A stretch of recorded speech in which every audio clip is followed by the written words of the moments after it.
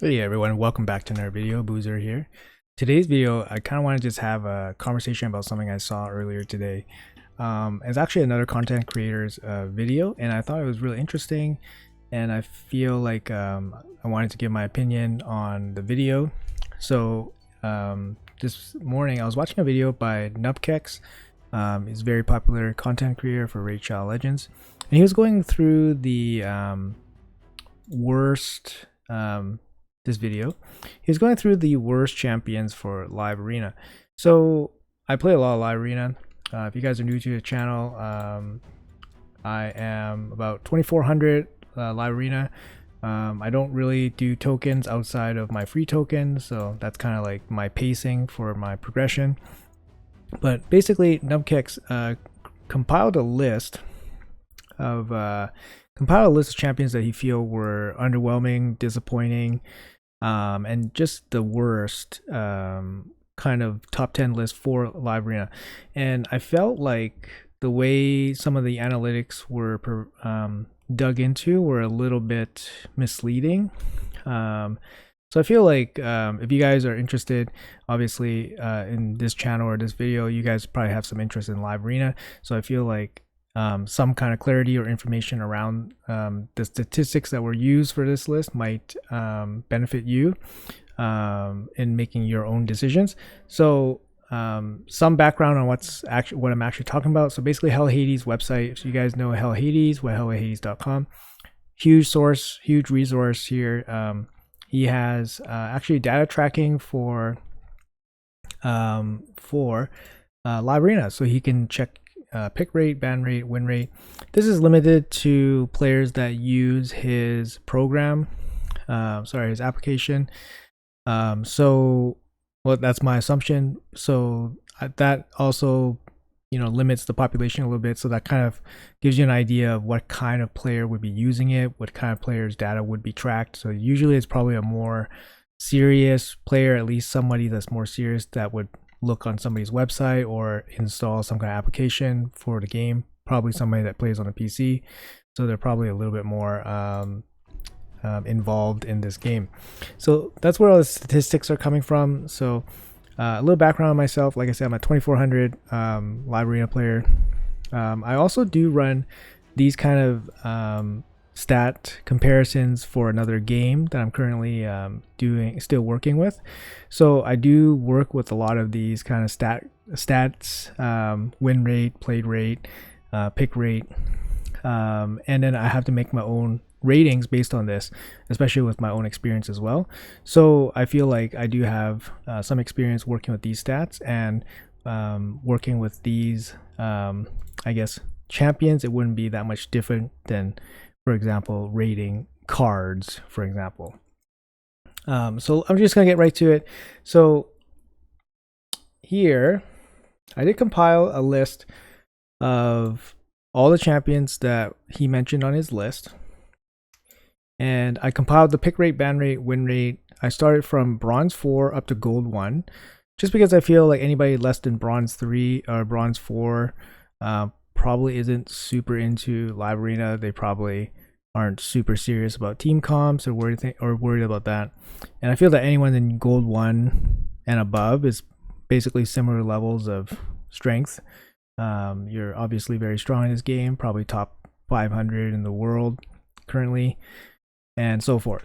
So bulk of it should be in silver. Bulk of data analysis should be in silver. So his list, his first champion that he put as number 10 was Hellcath. I don't see how some of the statistics, the main statistic that is missing is basically pick like sample size. So we don't know how large these data sets are. We can assume that they can be decently large, but in the higher ranks, they're probably quite small.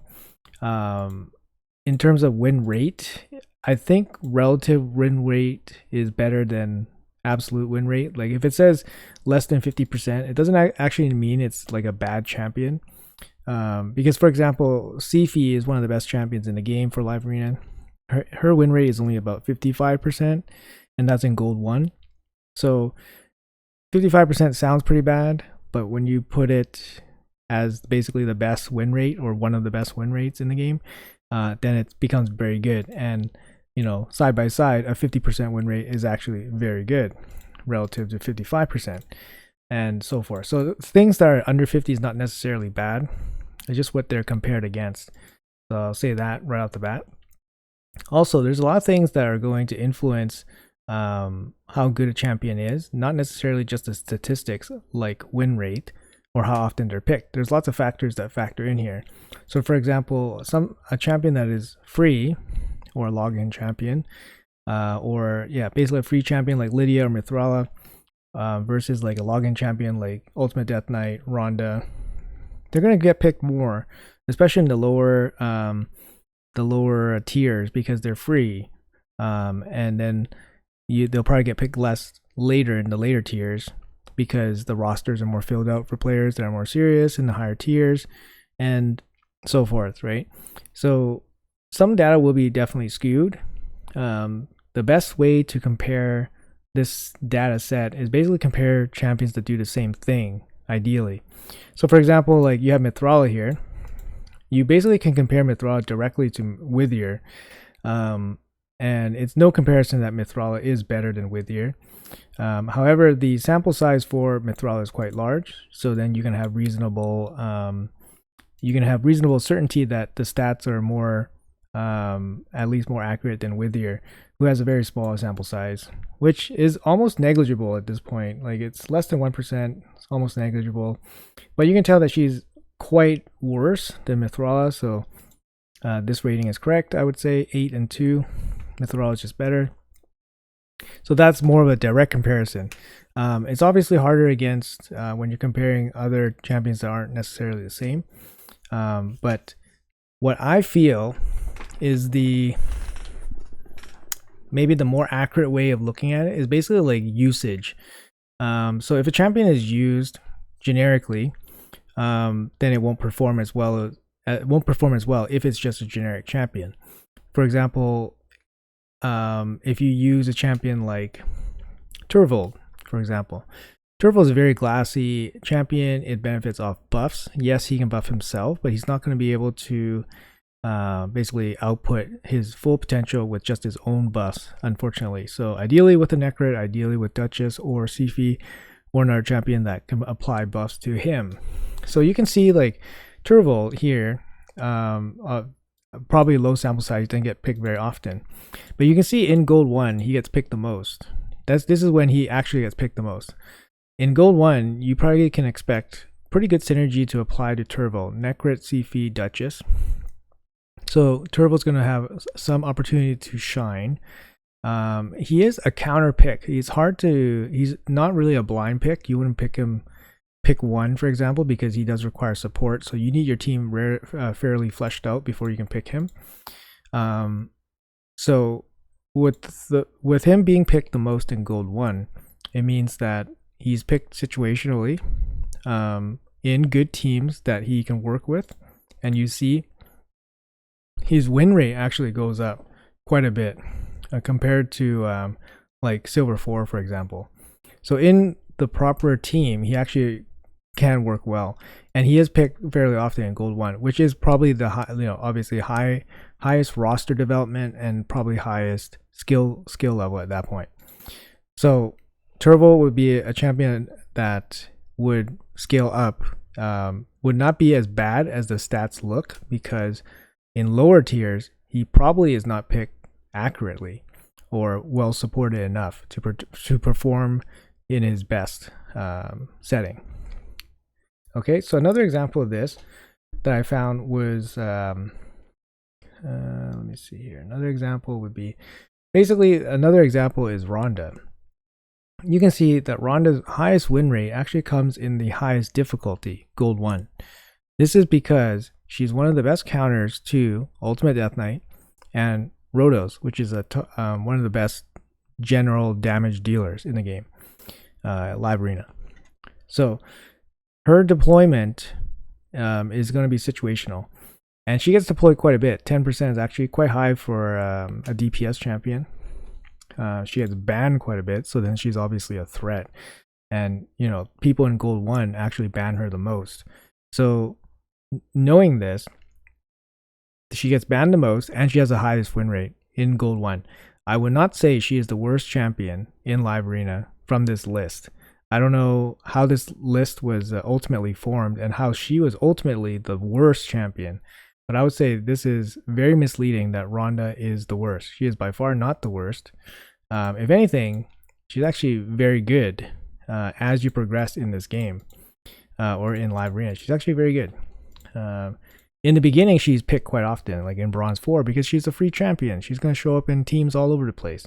But is her win rate going to be super good? Probably not. She's super squishy.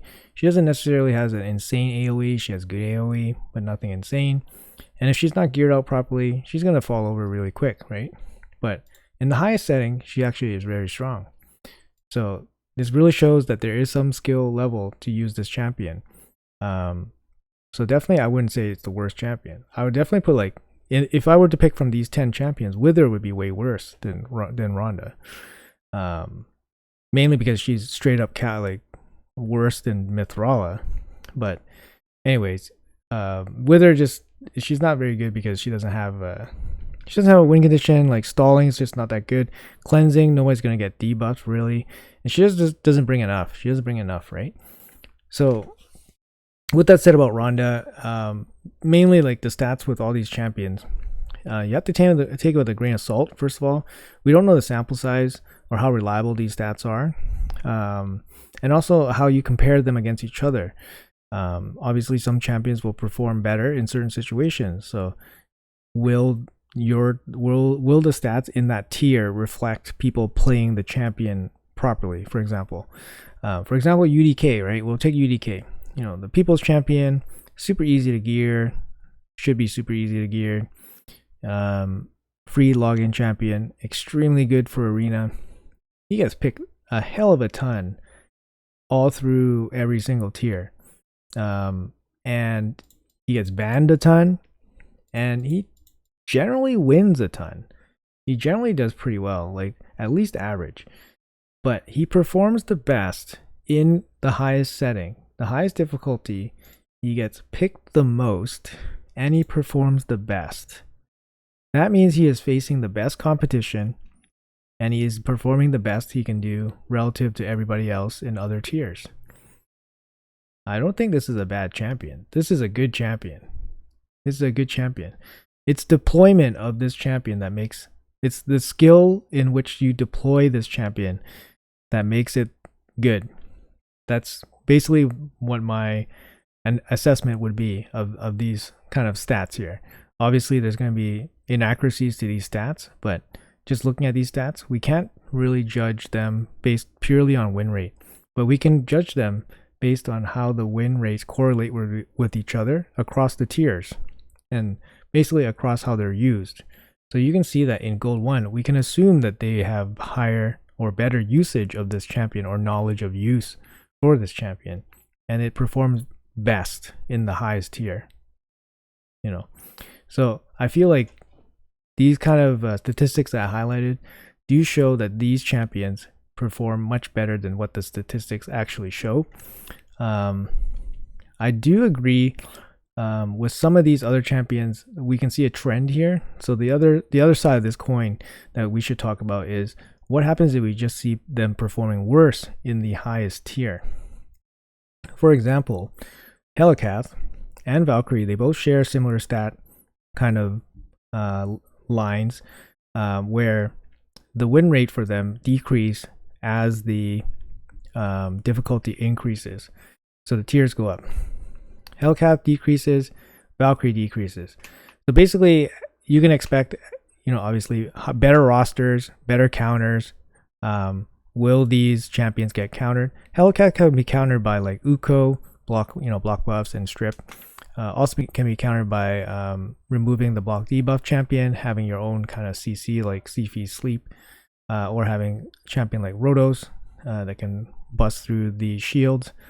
And basically, yeah, so Hellcat, as you go up in difficulty, will be more easily countered. Does that make him bad? It doesn't make him bad, because he's actually very strong throughout all of the silver. He's actually very strong. and he actually gets picked quite a bit. But does he get good at the highest level? It doesn't seem like it. Seems like people found a way to deal with Hellcath. Even though he gets picked quite frequently, it seems like not a super strong pick. But 43% actually in gold actually is not that horrible, because in gold, I take a look here, this is gold 1 statistics. 43% win rate roughly puts him with Uko, which is obviously another very good champion. And he has some decent company along with him. Rhodos is there. Some of the DPS champions. Duchess is at 48, so you can kind of compare there. So Hellcat's not really that far off, but he performs worse against better players. Same thing with Valkyrie. The same news with Valkyrie. She performs worse against better players. So either people find a way to counter her, or or her effects just aren't as impactful, basically. It's interesting to see that Valkyrie actually performs better than Hellcath, because I think Hellcath's actually more troublesome to deal with. Another thing would be somebody like Lydia has some insane drop-offs. I've never used Lydia myself. I think she doesn't really perform very well as a support in the current live arena, and she performs very poorly throughout live arena. Definitely dips off in the later stages versus better competition. Similar for Brogni. Good champion. He's used early in the progression, but really falls off in the as you face tougher competition. So Brogni is probably actually a bad champion for live arena. Similar with Lydia, just because their win rates are quite poor and they get significantly poorer against better champions. So the more you can progress, the less you would use a champion like Brogni or Lydia, or Wither for that matter. Champion like Mountain King is kind of interesting. His deployment gets increased quite a bit in gold, and his win rate actually goes up to respectability. So he's actually good in some comps where you need like a one-shot champion, or a champion that kind of you want like a bolster set on your team, or maybe two bolsters, the second bolster set, so you can come in, add a second bolster set, and act as a single target nuke. He's best obviously against, one reviver, no reviver teams. But it's going to come down to your knowledge and experience on how to deploy Mountain King. But I wouldn't call Mountain King like pure not good, because obviously there is some skill in trying to deploy Mountain King for usage. Yeah, so in terms of like, I guess to wrap up, I want to say like not all these stats will be like a true representation of champion's power. They all have certain usage. Definitely use some more thoughtful analysis when you see statistics like win rate and so forth. Obviously, it's a team. It's not just one champion. And obviously, it doesn't factor in how that champion performs against the other team and what champions they have, for example. So the statistics that we have access to on Hell Hades website is limited. It's obviously an insanely nice feature to have. Access to all these stats is awesome. I love this stuff.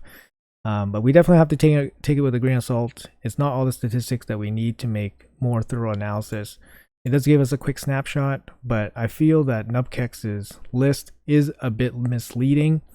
And I feel like I want to say that, we should just be careful about looking too blindly into the statistics, and not play testing these champions for ourselves and seeing how good they actually are, or how good they can be. But anyways, that's all I have to say about the thing about this. Obviously, I will have a more looks at this statistic going forward. It's actually a super nice feature that just came out about a week ago. And yeah, if you guys haven't checked out my top 10 best video, I did do a top best champions for Gold 1. we did do a kind of a quick analysis on the best champions for Gold 1. So there's kind of the opposite of this video, showing the worst, and then this one would be showing the best. I'll provide a link in the video somewhere here, somewhere. But yeah, anyways, thanks for listening, thanks for watching, and I'll see you guys in the next video.